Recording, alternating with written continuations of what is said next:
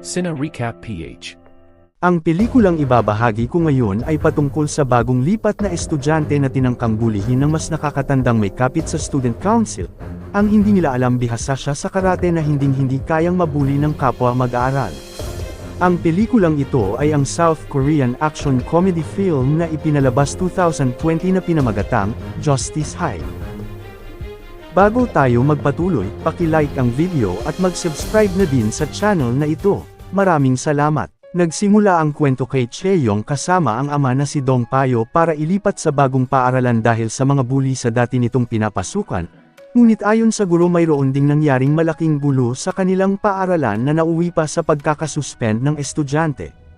Pinagsabihan ni Dong Payo ang anak na wag na lang pansinin ang mga bully, pero hindi sumang-ayon ang bata sa ama na ayaw nang naaapi. Sandaling umalis ang ama para maghanap ng banyo, sa di kalayuan ang estudyanteng si Junggu pinagtutulungan ng mga bully na kaklase na gusto siyang kopyahan sa darating na exam. Hindi ito pumayag bilang hindi patas para sa ibang ngunit dahil sa pagtanggi walang awa siyang pinagtulungan ng mga itong magulpi. Nasaksihan ni Chaeyoung ang panghaharas ng mga estudyante at nakuhanan ng video bilang ebidensya sa pananakit. Ipinapabura nila sa kanya ang mga kuha pero wala itong pakialam kundi pinapatayo ang nagpapabuli na estudyante. Lumapit ang isa sa babaeng estudyante na inaakalang magagawa ang pang-aapi sa iba.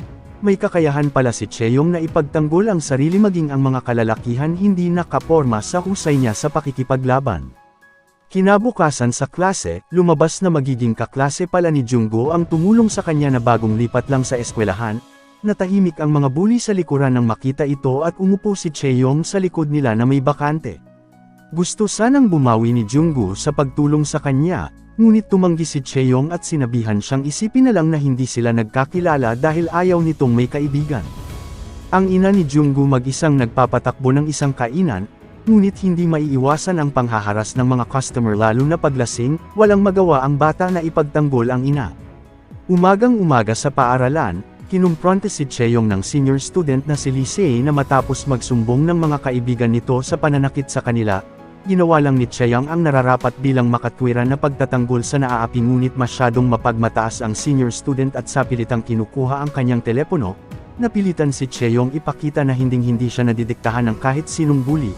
Tinuruan niya ng leksyon ang senior student kung saan napapanood ng lahat ng mga estudyante. Hindi pa rin sumuko si Junggu na kausapin si Chaeyoung sa kabila ng pagtataboy nito, dahil gusto niyang malaman kung paano ito natutong lumaban. Ayaw pa din siyang kausapin ni Chaeyoung pero nang malaman na ulila na ito sa ama at gusto niya lang matutong lumaban para ipagtanggol ang ina sa mga customer nila sa restaurant na nagpapahirap, isinama siya ng bagong lipat na estudyante sa karate school na ang kanyang ama pala ang nagmamay-ari at ang guro kaya ito magaling sa pagprotekta sa sarili, dahil dito nahikayat si Junggu na mag-aral ng karate sa nasaksihang husay ng kaklase. Samantala ang student council president na si Jin Hyuk may kapit sa principal bilang kilala ang ama. Isa rin ito sa may pasimuno sa malaking kaguluhan sa paaralan na mayroong nasuspend na estudyante. Si Jin Hyuk at Haesang bata pa lang ay matalik ng magkaibigan, pero unti-unti nang nagbabago si Haesang mula sa dating hilig sa pakikipag-away. Isa rin sa kaibigan nila si Lee Se na isinusumbong ang baguhang estudyante na namamahiya sa kanya. Nagsimula na ang pagsasanay ni Junggu sa karate school, nahirapan ito sa panimula dahilan ng hirap siyang maglakad pagpasok sa paaralan. Sa klase nilapitan si Chaeyoung ng dalawang ginulpi na bata ni Jin Hyuk para ipaabot ang pagpapatawag sa kanya ng student council. Gusto mang tumanggi ng estudyante pero napilitan rin itong magpunta upang alamin ang pakay nila kung saan nakaharap niya roon si Jin Hyuk na may hawak ng record niya mula sa dating eskwelahan na nakabali ito ng braso ng estudyante. Dumating si Se na alam niyang kakampihan siya ng student council, pero nang malaman ni Haesong na ang kanyang mga kaibigan ang naunang nanakit sa kaklase na ayaw magpakopya sa exam, kinampihan niya si Chaeyoung at pinaalis na sa kabila ng pagtutol ng dalawa dahil nasa tamang katwiran ang ginawa nito. Pagbalik sa klase hirap pa rin si Junggu sa pagkilos, kahit ayaw ng pakikipagkaibigan ni Chaeyoung binigyan niya ito ng gamot at pinayuhan na wag munang pumasok sa karate school para magpagaling. Maya-maya pa napadaan si Haesong sa silid-aralan ng dalawa, bigla siyang may nakita sa estudyante na hindi nito nakikita sa iba bilang babae. Lumipas ang ilang araw nakabalik na sa paaralan ang estudyanteng nasuspend na kaibigan ni Jin Hyuk na nagngangalang Kang Sik, ipinagdiwang nila ang pagbabalik nito habang si Hesung walang balak makipagkasiyahan sa kanila. Ang totoo may nararamdaman si Jin Hyuk para kay Lee Se na pero mas gusto nito ang kaibigan na alam rin ni Hesung, isa lang ang hiling niya kay Jin Hyuk para manatili ang kanilang pagkakaibigan na wag itong sumali sa gang. Ulila na si Junggu matapos itong mamatayan ng ama, kaya nagsikap siyang mabuti para sa ina habang si Chaeyoung kabaliktaran. Iniwan sila ng kanyang ina para sumama sa may pera pero hindi ito masisisi ni Dong Payo sa halip ang sarili sa pagkukulang. Kalaunan sa paaralan, bumisita ang gang na gustong salihan ni Jung Hyuk upang kausapin ito sa hindi niya pagpaparamdam, dahil kailangan ng malaking halaga para makasali kaso hindi pa niya nabubuo ang perang hinihingi. Ngunit mas gusto ng gang si Hesung na sumali sa kanila dahil dati na silang magkakasama, pero tumanggi ito at ayaw na niya sa mga masasamang dulot ng gang na minsan nang nagpahamak sa kanila. Sa ibang bahagi, ginugulo na naman si Junggu ng mga kaklaseng bully dahil gusto itong makita ni Jin Hyuk. Gusto niyang ipakita ang natutunan sa karate school na gumagaling na siya sa pakikipaglaban, ngunit nangangarap lang pala ng gising si Junggu at naulit ang panggugulpi sa kanya ng mga kaklase. Pero dumating si Hesung, nakilala niya itong kaibigan ni Chaeyoung at naalala na ito ang mga sinabing balak mangopya ng exam. Tinuruan ni Hesung ng leksyon ang dalawang bully subalit dumating si Kang Sik at nagulpi siya ng walang kalaban-laban. Nang balak nilang isama si Junggu sa student council dumating si Chaeyoung sa lugar, gustong payukuan ni Kang Sik ang estudyante bilang siya ang senior nito sa pagbibigay galang sa kanya habang nakakaramdam ng takot ang mga kaklasing bully. Nang ayaw niyang sumunod-sumugod ang siga na estudyante pero hindi ito nakaporma at mabilis lang napabagsak. Aalis na sana si Chaeyoung pero hindi matanggap ng barumbadong estudyante ang pagkatalo sa isang babae. Ginamit ni Chaeyoung ang abilidad na nasaksihan ni Hesung ang kanyang husay sa pakikipaglaban at nagbigay sa kanya ng interes na sumama kay Junggu para mapalapit sa dalaga sa pagsali sa karate school ng ama. Sa ngayon nag-aaral na rin si Hesung sa karate school ng ama ni Chaeyoung para lumakas at palagi itong makita. Sa paaralan hinarang ulit siya ng senior student na si Sei na pero dumating si Hesung para ipagtanggol ito. Dati pang may gusto si Sei na sa kanya ngunit hanggang kaibigan lang ang pagtingin ni Hesung upang manatili ang kanilang pagkakaibigan. Sa karate school inabutan ni Hesung si Chaeyoung na nagliligpit ng mga gamit. Tinulungan niya ito pero ipinagtataka ng dalaga kung ano talaga ang ginagawa niya roon. Nang malaman na pumasok siya noon sa boxing hinamon siya ni Chaeyoung sa isang match kung saan hindi niya pinigilan ang sarili na magulpi si Hesung upang turuan ng leksyon bilang kasama sa mga bully sa eskwelahan. Samantala, si Jin Hyuk hinahanapan na ng bayad para sa pagsali sa gang, tinipon niya ang mga bata upang kumulekta ng pera mula sa mga mag-aaral sa paaralan, at hindi pinagalaw si Chaeyoung dahil mayroon siyang binabalak para rito. Ang kaklase ni Junggu isinama ng mga bully na kaklase dahil sa hindi pagbibigay ng hinihinging kontribusyon, sinundan niya ito sa banyo upang tulungang makatakas sa kabila ng siya ang kapalit na nagulpi habang hinihintay ito ni Chaeyoung sa labas.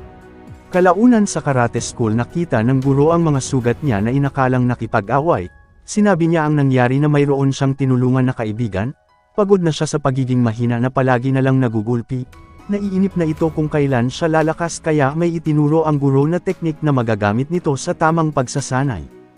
Agad nagsanay si Junggu ng mga itinuro ng guro para sa kanya, ayaw ring magpatalo ni Hesung sa pagsasanay kung saan nakipag-unahan din ito na matuto. Sandaling mawawala ang ama ni Chaeyoung ng ilang araw para magbiyahe, may iwan mag-isa ang anak kaya binili niya ito sa dalawang estudyante habang wala siya. Pag-alis ng ama hindi niya muna pinilit ang dalawa na magsanay pero sila na rin ang nagkusa. Sa darating na exam, ginagamit ni Jin Hyuk ang posisyon para makapangopya sa kaklase, tinatakot niya ang mga ito kung saan ito ang madalas niyang ginagawa kesa mag-aral.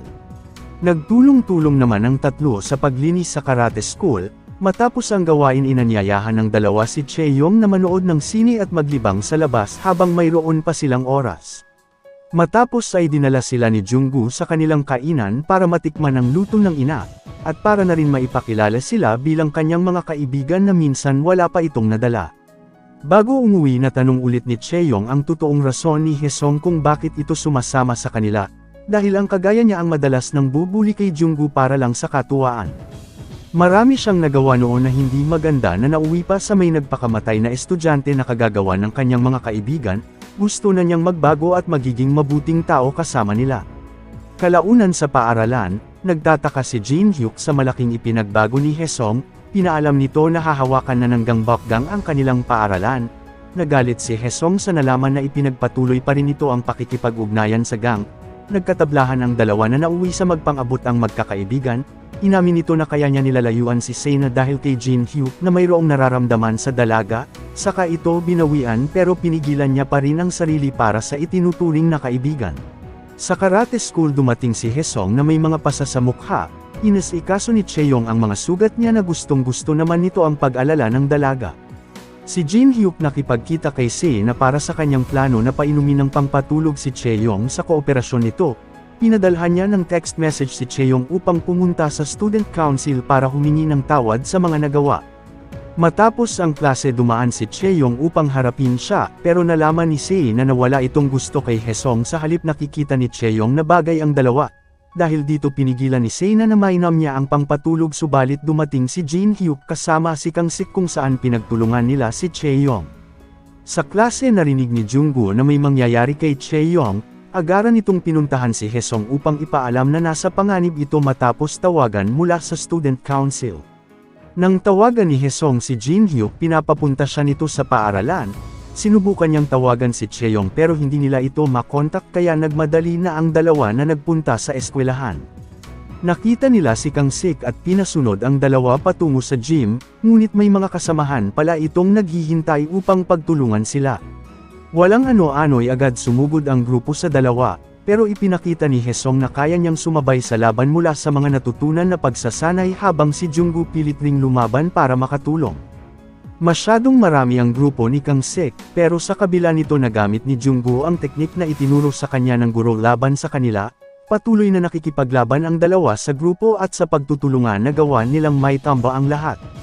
Sa loob ng student council nakakulong si Chaeyoung na walang kalaban-laban kay Jin-hyuk sa mga pagpapahirap nito. Dumating roon si Hesong at Junggu para iligtas ang kaibigan ngunit nagbanta si Jin-hyuk na sisirain ang mukha ni Chaeyoung pag tumawag sila ng pulis. Ang gusto niya lumuhod si Hesong sa harapan na agad nitong ginawa. Ginulpi ito ni Jin-hyuk nang hindi siya lumalaban pero hindi na kaya pang panuurin ni Junggu. Tumulong na rin ito at nagpang-abot ang dalawa, subalit maging siya ay nagulpi rin ni Jin-hyuk hanggang sa hindi na makalaban.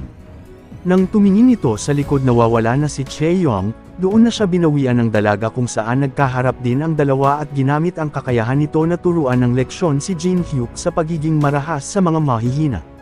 Dito na nagtatapos ang ating kwento, sana nagustuhan nyo. I-like ang video at mag-subscribe na din sa channel na ito. Maraming salamat sa panunood. Hanggang sa muli. Paalam!